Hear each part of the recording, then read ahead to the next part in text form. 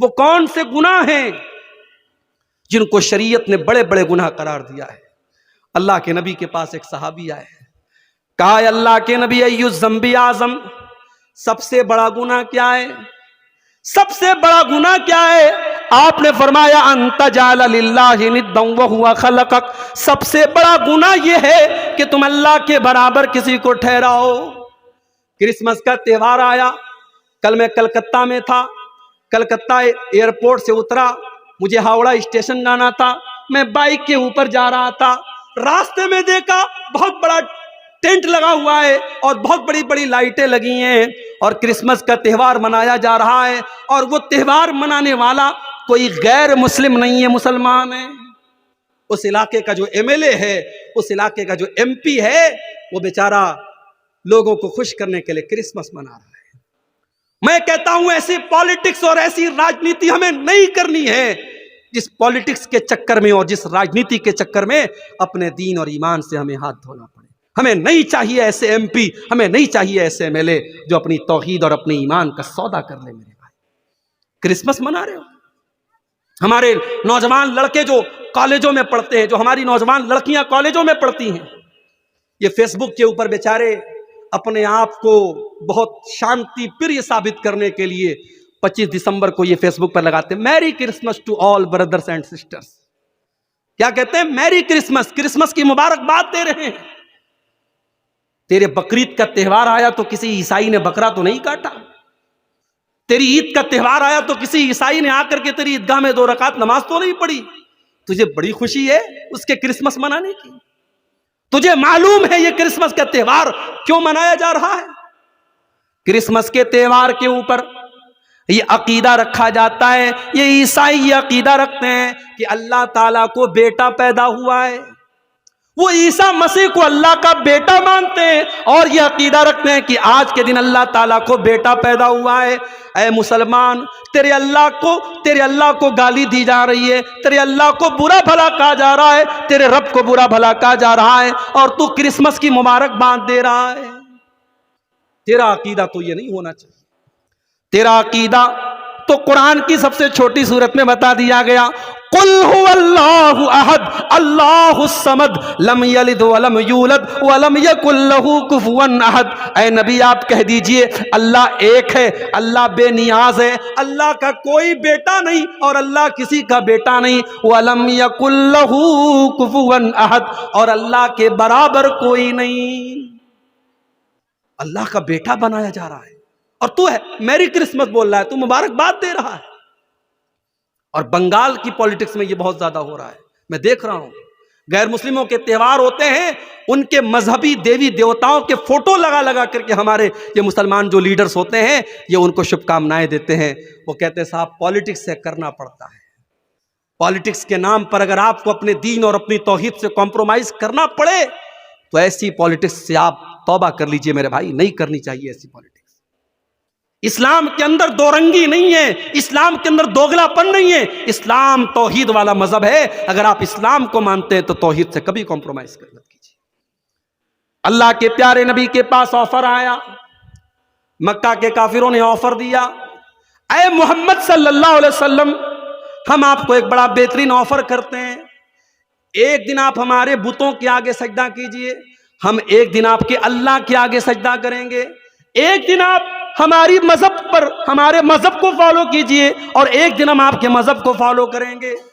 بڑا اچھا آفر تھا، بیچ کا راستہ نکالا گیا تھا۔ جیسے آج کے زمانے میں بہت سارے مسلمان کہتے ہیں کہ بھائی اسلام بھی ایک مذہب ہے، کرسچینٹی بھی ایک مذہب ہے، جوئزم بھی ایک مذہب ہے، ہندوازم بھی ایک مذہب ہے، سارے مذہب ایک ہیں، راستے الگ الگ ہیں، منزل ایک ہے۔ معاف کرنا میرے بھائی، یہ عقیدہ اسلام کا عقیدہ نہیں ہے۔ اسلام کا عقیدہ یہ نہیں ہے کہ سارے راستے الگ الگ ہیں، منزل ایک ہے۔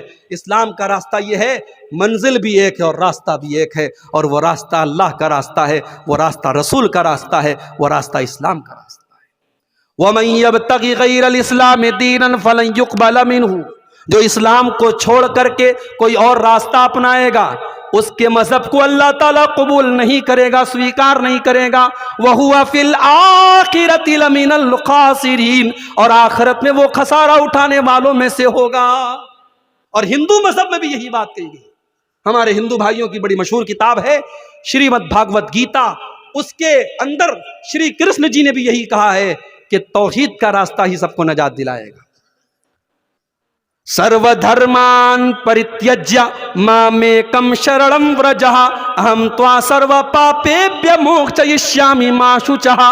سارے دھرموں کو چھوڑ دے، سارے راستوں کو چھوڑ دے اور ایشور کی پرماتما کی شرණ میں آ جا، اللہ کی پناہ میں آ جا، میری پناہ میں آ جا. میں تیرے سارے گناہوں کو مٹا دوں گا، تجھے نجات دے دوں گا، تجھے جنت میں ڈال دوں گا، تجھے سورگ میں ڈال دوں گا. یہی ہندو مذہب کے اندر بھی کہا گیا، یہی اسلام کے اندر بھی کہا گیا کہ ایک راستہ جو نجات دینے والا ہے وہ توحید کا راستہ ہے، وہ اللہ کا راستہ ہے. میرے بھائیوں، انسانیت کے نام پر اور مانوتا کے نام پر اپنے آپ کو اتنا ہلکا مت بناؤ کہ اللہ کے ساتھ شرک ہو رہا ہے اور تم کرسمس کی مبارکباد دے رہے ہو. اور ابھی تو کرسمس ختم ہو رہا ہے. آج 29 تاریخ ہے نا، 29 ہے نا آج. 2 دن کے بعد 31 کی نائٹ آئے. کلکتہ کے بڑے بڑے ہوٹل بک ہیں. ناچنے والیاں اور اپنے جسم کا اور اپنے شریر کا انگ پردرشن کرنے والی بالی ووڈ کی ہیروئنوں کو بلایا جائے گا. 10-10 ہزار کے ٹکٹ ہیں. اور آپ یقین کریں بڑے بڑے 5 اسٹار ہوٹلوں میں 31 کی نائٹ میں رات بھر شراب پی جائے گی اور نشے کی حالت میں لوگ دھت ہو کر کے حرام کام کریں گے. اور یہ کام ایک بڑی تعداد میں مسلمان لڑکے اور لڑکیاں بھی کرتے ہوئے نظر آئیں گے. مسلمان بھی آپ کو یہ کام کرتے ہوئے نظر آئیں گے. کلکتہ میں جب اولا بائک پر میں جا رہا تھا، اولا بائک کے ڈرائیور نے مجھ سے کہا، میرا حلیہ دیکھ کر کے اس کو لگا کہ یہ مولوی صاحب حافظ جی لگ رہے ہیں. وہ مسلمان تھا. اس نے کہا مولوی صاحب حافظ جی حالات بہت برے ہیں. اس نے کہا سنڈے کے دن رات میں ہم لوگ جب بائک لے کے نکلتے ہیں، نشے کی حالت میں بالکل ٹھلی ہو کر کے، بالکل دھت ہو کر کے جوان لڑکیاں آتی ہیں.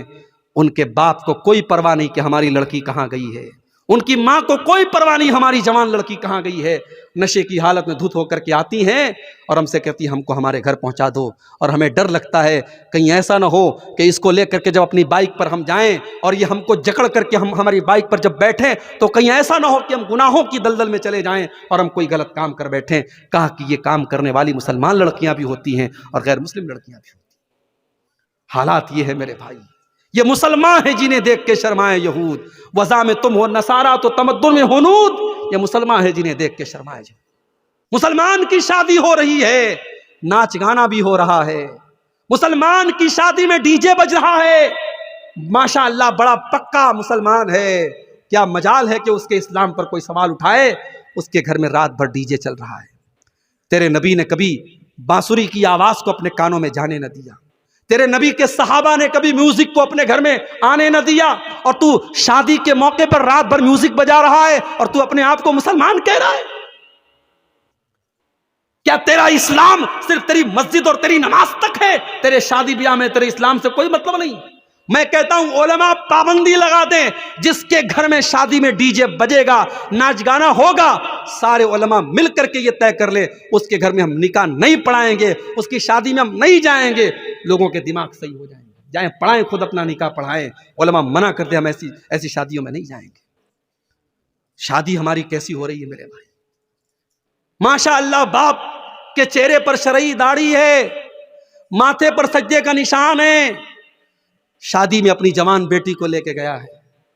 کار سے نکلا، جوان بیٹی ساڑی پہن کر کے اور گاؤن پہن کر کے نکلی ہے. اس کا پورا آدھا شریر ڈھکا ہے اور آدھا شریر نظر آ رہا ہے اور سارے لوگ اس کی لڑکی کو دیکھ رہے ہیں اور باپ کو کوئی فرق نہیں پڑتا ہے. صاحب فیشن کا زمانہ ہے. شادی کے موقع پر میری لڑکی تو حور بن کے آئی ہے، میری لڑکی جو چاہے پہنے، کیا فرق پڑتا ہے؟ مجھے بتاؤ، کیا شادی کے موقع پر بے پردگی جائز ہو گئی، بے حیائی جائز ہو گئی؟ میں کہتا ہوں وہ لڑکی جتنی گنہگار ہے، وہ لڑکی جتنی گنہگار ہے، اس لڑکی کا جوان باپ اور اس لڑکی کی ماں، اس جوان لڑکی کا باپ اور اس لڑکی کی ماں جس نے اس کو وہ کپڑا لا کے دیا ہے اور وہ کپڑا پہنایا ہے، اور وہ کپڑا پہن کر کے اپنے شریر کا پردرشن کر کے جب وہ لڑکی شادی میں گئی ہے تو باپ بھی برابر گنہگار ہوگا، ماں بھی برابر گنہگار۔ اللہ کے نبی فرماتے ہیں ثلاث لا ينظر اللہ عز وجل الیہم یوم القیامہ، تین لوگ ایسے ہیں کہ قیامت کے دن اللہ تعالیٰ نہ تو ان کی طرف دیکھے گا، نہ ان سے بات چیت کرے گا، نہ ان کو گناہوں سے پاک و صاف کرے گا۔ تین لوگ بڑے بد نصیب لوگ ہوں گے۔ نمبر ایک، العاق لوالدیہ، اپنے ماں باپ کو ستانے والا، اپنے ماں باپ کو تکلیف پہنچانے والا، اپنے ماں باپ سے رشتہ توڑنے والا۔ نمبر دو، والمرأۃ المترجلہ، مردوں کی نقل کرنے والی، مردوں کی کاپی کرنے والی عورت۔ اور نمبر تین، الدیوس الذی یقر فی اہلہ الخبث، وہ دیوس آدمی، وہ بے غیرت آدمی، وہ بے شرم آدمی جس کے گھر کی بہو بیٹی بے حیائی کا کام کرے اور اس کو کوئی فرق نہ پڑے۔ میرے بھائی، مردوں کے وہ اکبر الہ آبادی کا شعر ہے نا، بے پردہ نظر آئیں کل جو چند بیبیاں، بے پردہ نظر آئیں کل جو چند بیبیاں، اکبر زمین میں غیرت قومی سے گڑ گیا، پوچھا جو ان سے آپ کا پردہ وہ کیا ہوا، پوچھا جو ان سے آپ کا پردہ وہ کیا ہوا، کہنے لگی کہ عقل پہ مردوں کے پڑ گیا۔ یہ مردوں کی عقل پہ پردہ پڑا ہے۔ آج تو شادیوں میں کرسی پر بھی عورتوں سے زیادہ پردے میں تو کرسی رہتی ہے، کرسی بیچاری پوری کور رہتی ہے، اور اس شادی میں آنے والی لڑکیاں اور عورتیں ان کے شریر نظر آتے رہتے ہیں۔ اور یہ شادی کس کی ہوتی ہے؟ مسلمان کی شادی ہوتی ہے۔ میرے بھائیوں، آج اگر ہم پر اللہ کا عذاب آ رہا ہے، ہم پر مصیبتیں آ رہی ہیں اور ظالم آج ہم پر حکمراں بنے ہوئے ہیں، تو اس کی کہیں نہ کہیں وجہ ہماری بدعمالیاں ہیں۔ اور علامہ اقبال کا بڑا سچا شعر ہے، وضع میں تم ہو نصارہ تو تمدن میں ہنود، یہ مسلمان ہے جنہیں دیکھ کے شرمائے جاؤ۔ تو اللہ کے نبی سے پوچھا گیا کہ سب سے بڑا گناہ کون سا گناہ ہے؟ آپ نے فرمایا ان تجعل للہ ندا وہو خلقک، سب سے بڑا گناہ یہ ہے کہ تم اللہ کے برابر کسی کو ٹھہراؤ۔ پھر پوچھا گیا اللہ کے نبی اس کے بعد سب سے بڑا گناہ کیا ہے؟ آپ نے فرمایا ان تقتل ولدک خشیۃ ان یطعم معک، دوسرا سب سے بڑا گناہ یہ ہے کہ تم اپنے بچوں کو قتل کرو اس ڈر سے کہ وہ بچہ تمہارے ساتھ کھائے گا۔ اپنی اولاد کو قتل کرو، اپنی اولاد کو مار ڈالو اس ڈر سے کہ اولاد کو کھلانا پڑے گا۔ 1400 سال پہلے لوگ بیٹیوں کو زندہ زمین میں گاڑ دیا کرتے تھے، اور آج بھی بیٹیوں کو ماں کے پیٹ میں مار دیا جاتا ہے۔ ہمارے پاس ایسے بھی لوگوں کا فون آتا ہے، مولوی صاحب میرا میڈیکل اسٹور ہے، میں دوا کا کاروبار کرتا ہوں، میں دوا بیچتا ہوں، میرے پاس لوگ آتے ہیں اور کہتے ہیں کہ ہمیں وہ دوا دے دو جس سے ماں کے پیٹ میں بچہ گرا دیا جائے، ایبارشن ہو جائے اور حمل ساقط ہو جائے، پریگننسی ختم ہو جائے۔ مولوی صاحب ہم تو میڈیکل اسٹور کا کام کرتے ہیں، ہم تو دوا کو بیچنے کا کام کرتے ہیں، اگر وہ دوا ہم دیتے ہیں تو کیا ہم کو گناہ پڑے گا؟ میں نے کہا بالکل گناہ پڑے گا، اس لیے کہ قرآن کہتا ہے تعاونوا علی البر والتقوی ولا تعاونوا علی الاثم والعدوان۔ قرآن کہتا ہے گناہ کے کام میں اور غلط کام میں ایک دوسرے کا سپورٹ مت کرو۔ اگر آپ دوا کا کاروبار کرتے ہیں اور آپ وہ دوا بیچتے ہیں جس سے ماں کے پیٹ میں حمل ساقط ہوتا ہے، اس بچے کے قتل میں آپ بھی بھاگیدار بن جائیں گے، اس میں آپ بھی شریک ہو جائیں گے۔ میں نے کہا قطعی ایسا کام مت کیجیے اور مت بیچیے۔ اور اصول سمجھ لو، اصول سمجھ لو کلیا چک والو، جو چیز غلط ہے، غلط چیز کا کاروبار کرنا بھی غلط ہے۔ جو چیز حرام ہے، حرام چیز کا بزنس کرنا بھی حرام ہے۔ جو چیز ناجائز ہے اس کا کاروبار کرنا اور اس کا کام کرنا، اس کو دکان پر سیل کرنا اور اس کو بنانے میں سپورٹ کرنا بھی غلط ہے، اور اس میں کوئی اختلاف نہیں ہے۔ سارے علماء کا یہ متفقہ فتویٰ ہے، جاؤ کسی بھی ادارے سے فتویٰ لے لو۔ اگر آپ کسی چیز کے بارے میں شریعت کی نظر میں آپ یہ مانتے ہیں کہ یہ چیز غلط ہے اور پھر آپ اس چیز کا کاروبار کر رہے ہیں، اس کا بزنس کر رہے ہیں، تو آپ اللہ کے یہاں جواب دینا پڑے گا، کیونکہ آپ نے حرام اور ناجائز چیز کا بزنس کر کے اس کو پروموٹ کیا ہے۔ اور دلیل اس کی قرآن کی یہی آیت ہے وَلَا تَعَاوَنُوا عَلَى الْإِثْمِ وَالْعُدْوَانِ، کہ گناہ کے کام میں اور غلط کام میں ہمیں ایک دوسرے کا سپورٹ نہیں کرنا ہے۔ تو بچے تو آج بھی قتل ہو رہے ہیں، بچے تو آج بھی قتل ہو رہے ہیں، کہیں ماں کے پیٹ میں قتل ہو رہے ہیں، کہیں ہاسپٹل کے باہر آپ کو ڈسٹ بین میں مری پڑی ہوئی بچیاں مل جائیں گی۔ اور آج بھی ہماری بھارت سرکار یہ نعرہ لگاتی ہے بیٹی بچاؤ بیٹی پڑھاؤ۔ آج 2023 اور 2024 شروع ہونے والا ہے، ترقی کا زمانہ ہے، ہمارا بھارت چندریان ہمارا چاند تک پہنچ گیا ہے۔ آج کے دور میں ہماری سرکار کو نعرہ لگانا پڑتا ہے بیٹی بچاؤ بیٹی پڑھاؤ۔ کیوں؟ کیونکہ سرکار کا یہ ڈاٹا ہے، یہ گورنمنٹ کا ڈاٹا ہے کہ ہر سال سینکڑوں بچیوں کو ماں کے پیٹ میں مار دیا جاتا ہے۔ اللہ کے نبی نے فرمایا شرک کے بعد دوسرا سب سے بڑا گناہ یہی ہے کہ انسان اپنی اولاد کو قتل کر دے، یہ سوچ کر کے قتل کر دے کہ بیٹی پیدا ہوگی اس کی شادی کیسے کریں گے، اس کو کیسے پڑھائیں گے، کیسے اس کی تعلیم کا انتظام کریں گے۔ میرے بھائی یہ دماغ سے نکال دیجئے کہ اولاد کو آپ کھلاتے ہیں، یہ دماغ سے نکال دیجئے کہ بیوی کو آپ کھلاتے ہیں۔ کبھی غور کرنا، جب شادی نہیں ہوئی تھی تب کتنا کماتے تھے، شادی کے بعد کتنا کما رہے ہو، اور بچے ہونے کے بعد کتنا کما رہے ہو۔ جب بیوی آتی ہے شادی کے بعد اس کے مقدر کی روزی بھی اللہ تم کو دیتا ہے، اور جب بچہ گھر میں آتا ہے اس کا مقدر بھی اللہ آپ کو دیتا ہے۔ کبھی یہ مت سمجھو کہ اپنے بچوں کو ہم کھلاتے ہیں، ہم اور آپ نہیں کھلاتے، اللہ کھلاتا ہے۔ یہ الگ بات ہے کسی کی مہینے کی آمدنی 10 لاکھ روپیے ہے، کسی کی 10,000 روپیے ہے، اور کوئی بیچارہ بڑی مشکل سے اپنا گزر بسر کر رہا ہے، مگر اللہ تعالیٰ سب کو کھلا رہا ہے، سب کو پلا رہا ہے۔ اولاد کو قتل مت کرو میرے بھائی، اولاد کی ہتیا کرنا یہ بہت بڑا پاپ ہے۔ پھر پوچھا گیا اللہ کے نبی اس کے بعد تیسرا سب سے بڑا گناہ کیا ہے؟ آپ نے فرمایا انتزانی حلیلۃ جارک، اپنے پڑوسی کی بیوی کے ساتھ زنا کرنا۔ زنا تو کسی کے ساتھ بھی حرام ہے، لیکن پڑوسی کی بیوی کا نام کیوں لیا اللہ کے نبی نے؟ کیونکہ پڑوسی پر پڑوسی وشواس کرتا ہے، پڑوسی پر پڑوسی بھروسہ کرتا ہے، پڑوسی گھر کو بند کر کے جاتا ہے تو پڑوسی سے بول کے جاتا ہے میرے گھر کی رکشا کرنا، میرے گھر کی حفاظت کرنا۔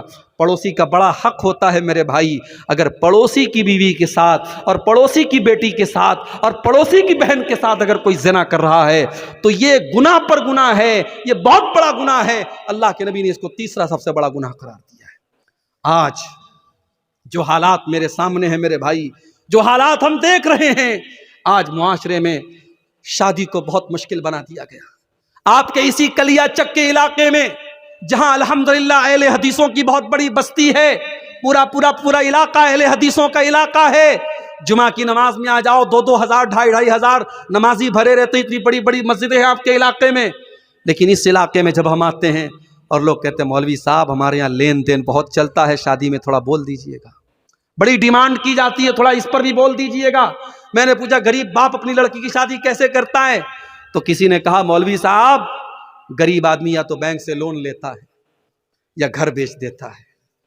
میرے بھائیوں آج ہم نے بیٹیوں کو اتنا بڑا بوجھ بنا دیا کہ بیٹی کی شادی کرنے کے لیے باپ کو اپنا گھر بیچنا پڑتا ہے اور باپ کو بیاج پر بینک سے لون لینا پڑتا ہے۔ پوری اسلامی تاریخ میں اور پورے اتہاس میں بیٹی اتنی بوجھ نہیں بنی تھی جتنا بڑا بوجھ آج ہم نے بیٹی کو بنا دیا ہے۔ آج کتنی غریب بیٹیاں ہیں، باپ بیچارہ پریشان ہے، میری آمدنی نہیں ہے، میری کمائی نہیں ہے، بیٹی جوان ہو رہی ہے، 25 سال کی ہو رہی ہے، 30 سال کی ہو رہی ہے، بیٹی کی شادی کیسے کروں؟ آج کتنے باپ ہیں جو بیچارے وقت کے پہلے بوڑھے ہو رہے ہیں، بال ان کے سفید ہو رہے ہیں، چہرے پر جھریاں پڑ گئی ہیں، بیٹی کی جوانی نے ان کی چنتا کی لکیروں کو بڑھا دیا ہے۔ میرے بھائیو اللہ کے واسطے ہوش کے ناخن لو، اللہ کے واسطے ہوش کے ناخن لو۔ اور میں بڑے دل کے درد کے ساتھ یہ بات کہہ رہا ہوں، اہل حدیث صرف زور سے آمین بولنے کا نام نہیں ہے، صرف سینے پر ہاتھ باندھنے کا نام اہل حدیث نہیں ہے، صرف رفع یدین کرنے کا نام اہل حدیث نہیں ہے، صرف چند نماز کے طریقے میں بدلاؤ کا نام اہل حدیث نہیں ہے۔ اہل حدیث کہتے ہیں اس انسان کو جو مکمل اسلام کو فالو کرتا ہے، جو قرآن و حدیث پر چلتا ہے۔ اگر آپ کی نماز قرآن و حدیث والی ہے تو آپ کا شادی بیاہ کا سسٹم بھی قرآن و حدیث والا ہونا چاہیے۔ اگر آپ اپنے بیٹے کی شادی میں ڈیمانڈ کر رہے ہیں تو آپ کو اعلان کر دینا چاہیے کہ میں انٹرنیشنل بھکاری ہوں، میں کوئی اہل حدیث نہیں ہوں، میں تو بھکاری ہوں، بیٹے کے لیے بھیک مانگ رہا ہوں۔ بڑے انداز سے اور بڑے اسٹائل سے آج لوگ بھیک مانگتے ہیں جہیز کے نام پر۔ میرے بھائیوں میں اپنے نوجوانوں سے کہنا چاہوں گا کہ اگر تمہیں اپنے بازوؤں پر ہمت ہے اور اگر اپنے بازوؤں پر بھروسہ ہے تو اتنا گٹس پیدا کرو، اپنے باپ سے جا کے کہہ دو، اپنی ماں سے جا کے کہہ دو کہ میں ایک معمولی چٹائی پر لیٹ جاؤں گا مگر مجھے اپنے سسرال سے ملنے والے بیڈ کا انتظار نہیں کرنا ہے، میں گھڑے کا ٹھنڈا پانی پی لوں گا، مجھے سسرال سے ملنے والی فریز کا انتظار نہیں ہے، میری بیوی اپنے ہاتھوں سے کپڑا دھل لے گی، مجھے سسرال کی واشنگ مشین کا انتظار نہیں ہے، میں اپنے بیٹی کے باپ کو میں جہیز کے نام پر کوئی اس کے اوپر بوجھ نہیں ڈالوں گا۔ آج میرے بھائیوں ان ڈیمانڈوں کی وجہ سے بیٹی بوجھ ہو رہی ہے۔ نکاح کو آسان کرو میرے بھائی، نکاح کو آسان کرو، ورنہ آج ابھی نیوز آئی ہے یو پی کے اندر سے، مدرسے میں پڑھنے والی لڑکی اسلام چھوڑ کر کے دوسرے مذہب میں داخل ہو چکی ہے، مرتد ہو چکی ہے۔ یہ اتر پردیش کی نیوز ہے۔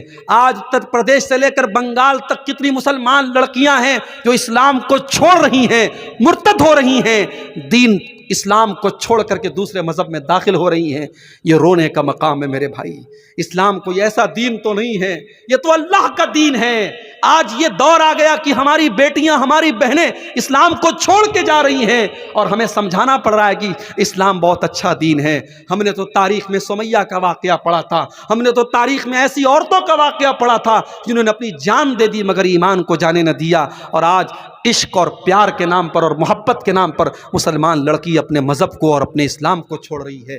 میرے بھائیوں نکاح کو آسان کرو، نکاح کو آسان کرو۔ آج ایسی لڑکیوں کے میرے پاس بھی میسج آتے ہیں، ای میل آتا ہے، مولوی صاحب میرا باپ میری شادی ایسی جگہ کرنا چاہتا ہے جہاں لڑکا قبر پرست ہے، مزار پہ سجدہ کرتا ہے، قبر پہ سجدہ کرتا ہے، پورے گھر میں تعویذ پہنا جاتا ہے۔ مولوی صاحب میں ایسے گھر میں شادی نہیں کرنا چاہتی ہوں، میں نے اپنے باپ سے کہا کہ میری شادی فلاں کے ساتھ کر دیجئے، وہ لڑکا نیک ہے، دیندار ہے اور قرآن و حدیث پر چلنے والا ہے، لیکن میرا باپ تیار نہیں ہے۔ کان کھول کر کے سن لو، اگر لڑکی کی شادی اس کے ولی کی اجازت کے بغیر جائز نہیں ہے تو لڑکی کی شادی زبردستی کرنا بھی جائز نہیں ہے۔ زبردستی اگر آپ اپنی لڑکی کی شادی اس کی مرضی کے بغیر غلط جگہ کر رہے ہیں تو یہ بھی جائز نہیں ہے۔ لڑکی کی اجازت بھی ضروری ہے۔ اگر لڑکی کی شادی میں اس کے گارجین کا تیار ہونا اور اس کے ولی کا راضی ہونا ضروری ہے تو لڑکی کی رضامندی بھی ضروری ہے۔ آپ زبردستی اگر لڑکی کی شادی کرتے ہیں تو اسلام کی نظر میں یہ نکاح بھی ویلڈ نہیں ہے، صحیح نہیں ہے۔ اس لیے میرے بھائی تھوڑے سے اس معاملے میں سمجھداری سے کام لیجئے۔ اگر لڑکی کسی لڑکے کے ساتھ شادی کرنے کو بول رہی ہے یا لڑکا کسی لڑکی کے ساتھ شادی کرنے کو بول رہا ہے اور وہ رشتہ صحیح ہے، دین کے اعتبار سے کوئی خرابی نہیں ہے، تو ماں باپ ضد نہ کریں اور نکاح کر دیں تاکہ آئندہ زندگی میں وہ لڑکا یا لڑکی کوئی ایسا قدم نہ اٹھائے جس سے پورے خاندان کی عزت پر دھبا لگے۔ اس معاملے میں ہمیں سمجھداری سے کام لینا پڑے گا۔ اللہ کے پیارے نبی فرماتے ہیں اذا خطب الیکم ممن ترضون دینہ وخلقہ، جب تمہاری لڑکیوں کے لیے ایسا رشتہ آئے، لڑکا دیندار ہے اور لڑکا اچھے اخلاق والا ہے، فزوجوہ، تو تم اپنی لڑکیوں کی شادی ایسے لڑکوں سے کر دو۔ اگر ایسا نہیں کرو گے تکن فتنۃ فی الارض وفساد عریض، تو زمین کے اندر فساد پھیلے گا اور فتنہ پھیلے گا۔ تو میرے بھائیو اگر ہمیں زناکاری کو روکنا ہے تو ہمیں نکاح کو آسان کرنا پڑے گا۔ اور آگے بڑھیے، اللہ کے نبی فرماتے اجتنبوا السبع الموبقات، 7 ہلاک کر دینے والے گناہوں سے بچو۔ صحابہ نے پوچھا ہے اللہ کے نبی کون سے 7 ہلاک کر دینے والے گناہ ہیں؟ آپ نے فرمایا الشرک باللہ، سب سے بڑا گناہ تو اللہ کے ساتھ شرک کرنا ہے جو اللہ معاف نہیں کرے گا۔ اگر شرک کی حالت میں انسان مر گیا تو اللہ کیا اس کو جنت ملنے والی نہیں ہے؟ الشرک باللہ، سب سے بڑا گناہ شرک کرنا۔ نمبر 2 والسحر، جادو کرنا۔ آج جادو بھی ہو رہا ہے، آج جادو بھی ہو رہا ہے۔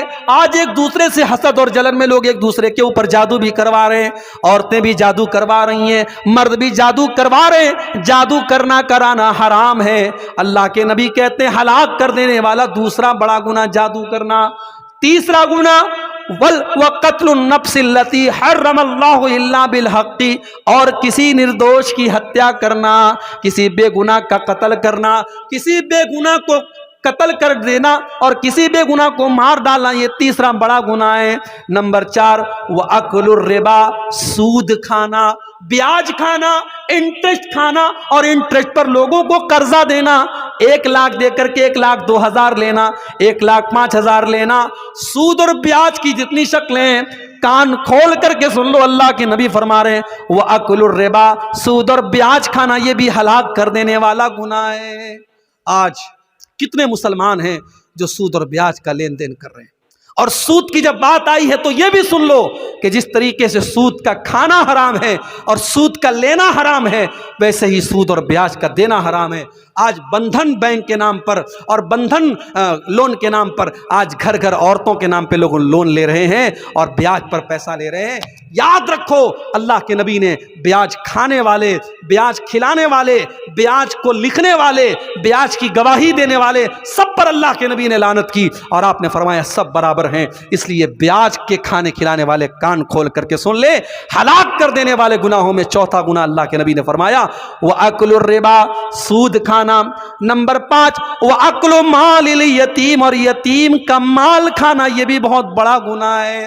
جو بچہ یتیم ہو گیا، جو بچہ اناتھ ہو گیا، جس کا باپ مر گیا، اس کو تو سہارے کی ضرورت ہے، ہو سکے تو اس کے کام آ جاؤ، ہو سکے تو اس کی مدد کر دو، ہو سکے تو اس کا سہارا بن جاؤ۔ لیکن کچھ بڑے بے رحم لوگ ہوتے ہیں جو یتیم کا مال بھی ہڑپ جاتے ہیں۔ کان کھول کر کے ایسے لوگ سن لیں، یتیم کا مال کھانے والا اپنے پیٹ میں جہنم کی آگ بھر رہا ہے۔ اللہ نے فرمایا ان الذین یأکلون اموال الیتامی ظلما انما یأکلون فی بطونہم نارا، جو لوگ یتیم کا مال کھاتے ہیں وہ اپنے پیٹ میں جہنم کی آگ بھر رہے ہیں۔ یتیم کا مال کھانے والا جہنم کی آگ بھر رہا ہے۔ اور اگلی چیز فرمایا وَالتَّوَلِّي يَوْمَ الزَّحْفِ، اور جنگ کے میدان میں پیٹ پھیر کے بھاگ جانا۔ جنگ کے میدان میں جو پیٹ پھیر کے بھاگ جائے وہ بہت بڑا گناہ کر رہا ہے، ہلاک کر دینے والا گناہ کر رہا ہے۔ اور 7واں گناہ وَقَذْفُ الْمُحْصَنَاتِ الْغَافِلَاتِ الْمُؤْمِنَاتِ، پاک دامن عورت پر، شریف عورت پر زنا کی تہمت لگانا، کسی پاک دامن عورت کے اوپر غلط کام کرنے کا آروپ لگانا اور اس پر زنا کی تہمت لگانا، یہ بھی بہت بڑا گناہ ہے اور ہلاک کر دینے والا گناہ ہے۔ اور آگے بڑھیے، رشوت کا لین دین بھی بہت زیادہ ہو رہا ہے۔ رشوت لینے والا اور رشوت دینے والا دونوں پر اللہ کے نبی لعنت فرماتے ہیں۔ فرمایا لعن اللہ الراشی والمرتشی، رشوت لینے والے کے اوپر بھی اللہ کی لعنت ہو اور رشوت دینے والے کے اوپر بھی اللہ کی لعنت ہو۔ کسی کا حق مارنے والا، کسی کی زمین جائیداد کو کھا جانے والا، یہ بھی بہت بڑا گنہگار ہے۔ اللہ کے نبی فرماتے ہیں لَتُؤَدُّنَّ الْحُقُوقَ إِلَىٰ أَهْلِهَا يَوْمَ الْقِيَامَةِ، او لوگو تم نے دنیا میں کسی کا حق اگر لے لیا ہے تو اس کا حق دے دو، ورنہ قیامت کے دن تم کو دینا پڑے گا۔ حَتَّى يُقَادَ لِلشَّاةِ الْجَلْحَاءِ مِنَ الشَّاةِ الْقَرْنَاءِ، یہاں تک کہ اگر سینگ دار بکری نے بغیر سینگ والی بکری کے اوپر ظلم کیا ہے، اگر سینگ والی بکری نے بغیر سینگ والی بکری کو مارا ہے تو قیامت کے دن اس بکری سے بھی قصاص لیا جائے گا۔ کسی کی زمین اور جائیداد کو اگر ہڑپ لیا کسی نے تو اللہ کے نبی فرماتے ہیں انما اقطع له قطعة من النار، کسی کی زمین و جائیداد کو ہڑپنے والا اور ناجائز قبضہ کرنے والا وہ جہنم کی آگ کا ٹکڑا لے رہا ہے۔ وہ یہ نہ سمجھے میں زمین لے رہا ہوں، میں جائیداد لے رہا ہوں، میں پراپرٹی لے رہا ہوں، وہ جہنم کی آگ کا ٹکڑا لے رہا ہے۔ اسی طریقے سے شراب پینے والا، جو شراب پیتا ہے، اور جب شراب کی بات آئی ہے تو کان کھول کر کے سن لیجئے، جتنی چیزوں کے اندر نشہ ہے، چاہے وہ سگریٹ کی شکل میں ہو، چاہے وہ گٹکے کی شکل میں ہو، چاہے وہ تمباکو کی شکل میں ہو، نشہ اور جتنی بھی چیزیں ہیں، جتنی چیزوں کے اندر نشہ ہے وہ تمام کی تمام چیزیں حرام ہیں۔ اللہ کے نبی نے شراب کا بھی نام لیا، لیکن اللہ کے نبی نے دوسری حدیث میں فرمایا ما اذکر کثیرہ فقلیلہ حرام، جو چیز زیادہ کھانے سے نشہ ہوتا ہے وہ تھوڑا سا کھانا بھی حرام ہے۔ اور دوسری حدیث میں اللہ کے نبی نے فرمایا کل مسکر خمر، ہر نشہ والی چیز شراب ہے۔ جس چیز کے اندر نشہ ہوتا ہے، چاہے وہ ڈرگس کی شکل میں ہو، چاہے وہ ہیروئن کی شکل میں ہو، چاہے وہ چرس اور گانجے اور افیم کی شکل میں ہو، جس چیز کے اندر نشہ پیدا ہوتا ہے اس کا وہی حکم ہے جو شراب کا حکم ہے۔ کل مسکر خمر وکل خمر حرام، ہر نشہ والی چیز شراب ہے اور ہر شراب حرام ہے۔ جو شراب پیتا ہے، اللہ کے نبی نے فرمایا من شرب الخمر، جو شراب پیتا ہے قیامت کے دن اسے جہنمیوں کے پیپ اور مواد کو پلایا جائے گا، اور شراب پینے والے کی 40 دن تک کی نماز قبول نہیں ہوتی۔ اسی طریقے سے میرے بھائیوں، نماز چھوڑنا بھی بہت بڑا گناہ ہے۔ جو لوگ نماز نہیں پڑھتے، عبدالغفار صاحب کی تقریر بڑے شوق سے سنتے ہیں۔ میں آتا ہوں کلیا چک میں، بہت سارے لوگ کہتے ہیں شیخ صاحب پہلی مرتبہ آپ کو ڈائریکٹ سن رہا ہوں، ابھی تک موبائل پر سنتا تھا۔ بڑی محبت کرتے ہیں آپ، بڑے شوق سے علماء کی تقریروں کو سن رہے ہیں، مگر پتہ چلا کہ نماز کی پابندی نہیں کرتے ہیں۔ میرے بھائی، یہ علماء کی محبت آپ کو کام نہ دے گی، یہ یوٹیوب پر 3 گھنٹے تقریریں سننا آپ کو کام نہ دے گا اگر آپ نے نماز کی پابندی نہ کی۔ اس لیے کہ نماز چھوڑنے والا، نماز کو برباد کرنے والا اور نماز میں لاپرواہی کرنے والا کون ہے؟ اللہ نے فرمایا قرآن کے 16ویں پارے میں، فَخَلَفَ مِن بَعْدِهِمْ خَلْفٌ أَضَاعُوا الصَّلَاةَ وَاتَّبَعُوا الشَّهَوَاتِ فَسَوْفَ يَلْقَوْنَ غَيًّا۔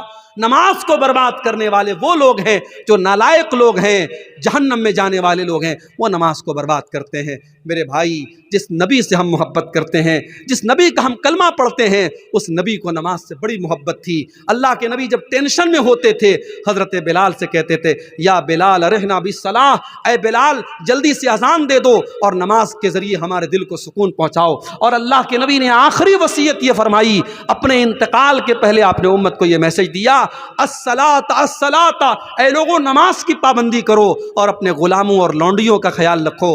میرے بھائی، نماز کو اگر آپ برباد کرتے ہیں تو قیامت کے دن اللہ کے نبی بھی آپ سے ناراض ہو جائیں گے اور اللہ بھی آپ سے ناراض ہو جائے گا۔ اس لیے نماز کی پابندی کرو، اور قیامت کے دن پہلا سوال نماز کے بارے میں ہوگا۔ اللہ کے نبی فرماتے ہیں، ان اول ما یحاسب به العبد یوم القیامت صلاته، قیامت کے دن پہلا سوال بندے کی نماز کے بارے میں ہوگا۔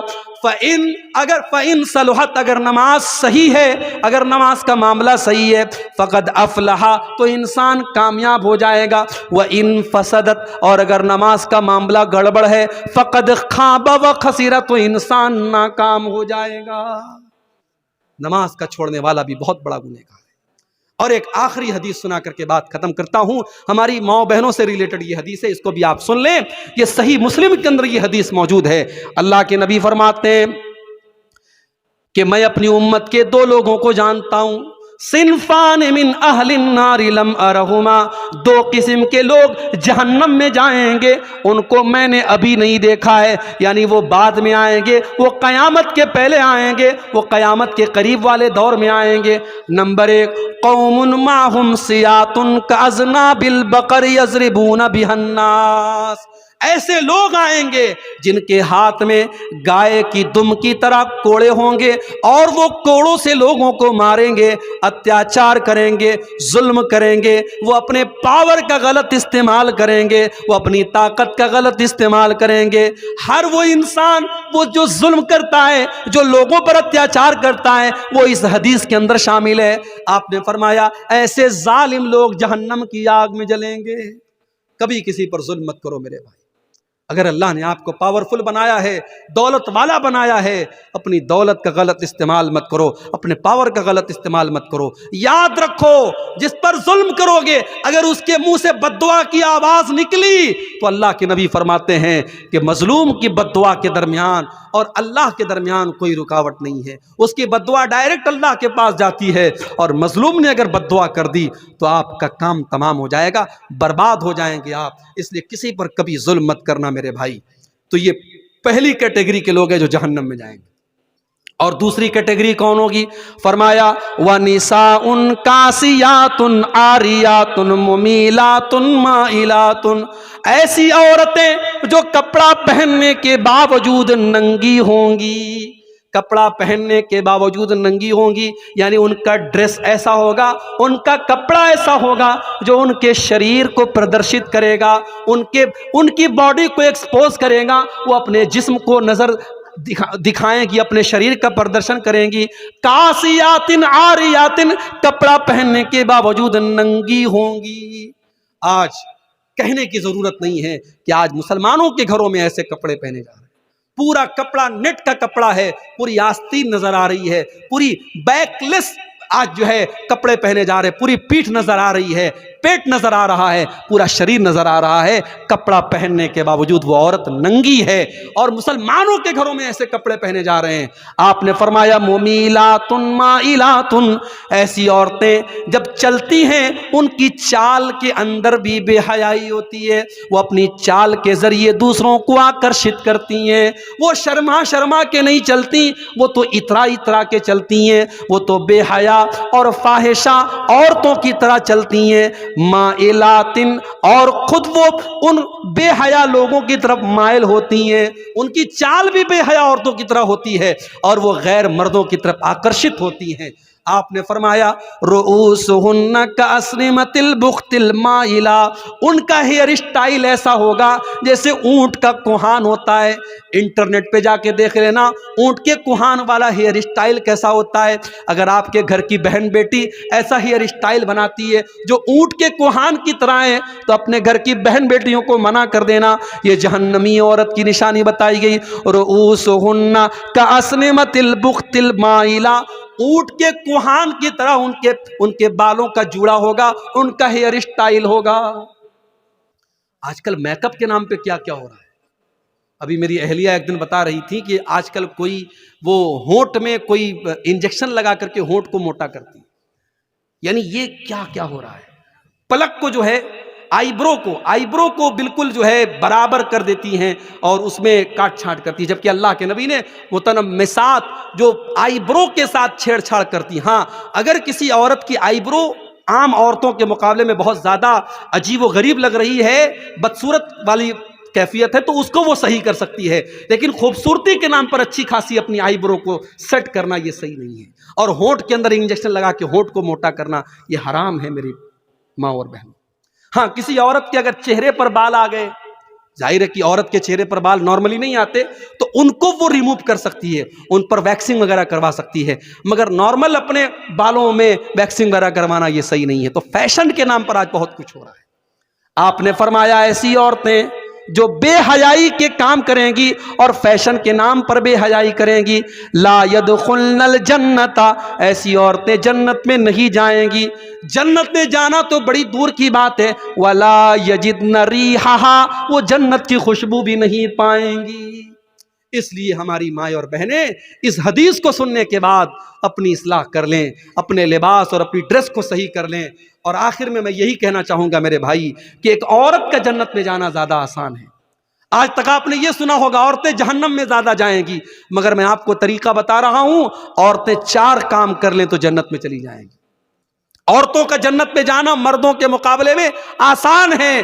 عورتوں کو جہاد کے میدان میں نہیں جانا ہے، عورتوں کو جنگ کے میدان میں جا کے لڑنا نہیں ہے، بہت سارے کام جو مردوں کے ذمہ ڈالے گئے وہ عورت کو نہیں کرنا ہے، اور صرف 4 کام کر لے وہ جنتی ہے۔ ایما امرات صلت خمسها وصامت شهرها واطاعت زوجها واحسنت فرجها دخلت من ای ابواب الجنت شاءت۔ آپ نے فرمایا جو عورت 4 کام کر لے، 5 ٹائم کی نماز کی پابندی کرے، رمضان کا روزہ رکھے اور اپنے شوہر کی اطاعت اور خدمت کرے۔ یہاں پر ایک بات میں بتا دوں، میاں بیوی کا رشتہ یہ غلام اور نوکر کا رشتہ نہیں ہے، یہ آقا اور نوکر کا رشتہ نہیں ہے۔ اگر شوہر یہ سمجھتا ہے بیوی میری لونڈی ہے، بیوی میری نوکرانی ہے، تو وہ بھی غلط ہے، اور اگر بیوی یہ سمجھتی ہے کہ شوہر میرے اشارے پر ناچے تو یہ بھی غلط ہے۔ شوہر اور بیوی کا رشتہ محبت کا رشتہ ہے، لیکن گھر کا اور پریوار کا مکھیا مرد ہے، اس لیے بیوی کو چاہیے کہ شوہر کی بات مانے۔ ہاں، اگر شوہر کی بات غلط بات ہے، ناجائز بات ہے، تو بیوی کو نہیں ماننا ہے، لیکن جو صحیح بات ہے وہ بیوی کو ماننا ہے۔ وَأَطَاعَتْ زَوْجَهَا، اپنے شوہر کی اطاعت کرے، وَأَحْسَنَتْ فَرْجَهَا، اور اپنی شرمگاہ کی حفاظت کرے، اپنی آبرو کی حفاظت کرے، اپنے آپ کو زنا سے بچائے، اپنے آپ کو بدکاری سے بچائے۔ یہ 4 کام جو عورت کر لے، اللہ کے نبی فرماتے ہیں دخلت من ای ابواب الجنت شاءت، ایسی عورت جنت کے جس دروازے سے چاہے جنت میں چلی جائے گی۔ تو یہ چند گناہوں کے تعلق سے میں نے آپ کے سامنے میرے بھائیوں بات رکھی ہے۔ اب میں آخر میں اللہ سے یہی دعا کرتا ہوں، اللہ تعالیٰ جو بھی گناہ میں نے بیان کیے ہیں ہم سب کو ان گناہوں سے بچنے کی توفیق عطا فرمائے، اور اگر ہم میں سے کوئی ان گناہوں میں مبتلا ہے اللہ ہمارے ماؤں بہنوں کو بھی اور ہمارے مردوں کو بھی سب کو سچی توبہ کرنے کی توفیق عطا فرمائے۔ اللہ آج کا یہ پروگرام جن بھائیوں کی محنتوں سے منعقد ہوا ہے اللہ ان کی محنتوں کو قبول فرمائے، ان کو جزائے خیر عطا فرمائے۔ کل کا پروگرام ابھی باقی ہے، کل ہمارے بڑے عزیز دوست شیخ ابوالکلام سلفی حفظہ اللہ جھارکھنڈ سے تشریف لا رہے ہیں، ہمارے بہت خاص دوست ہیں، کل ان کا بیان بھی آپ حضرات سنیں گے۔ اللہ تعالیٰ ان کی بھی محنتوں اور کوششوں کو قبول فرمائے۔ اللہ کہنے سننے سے زیادہ ہم سب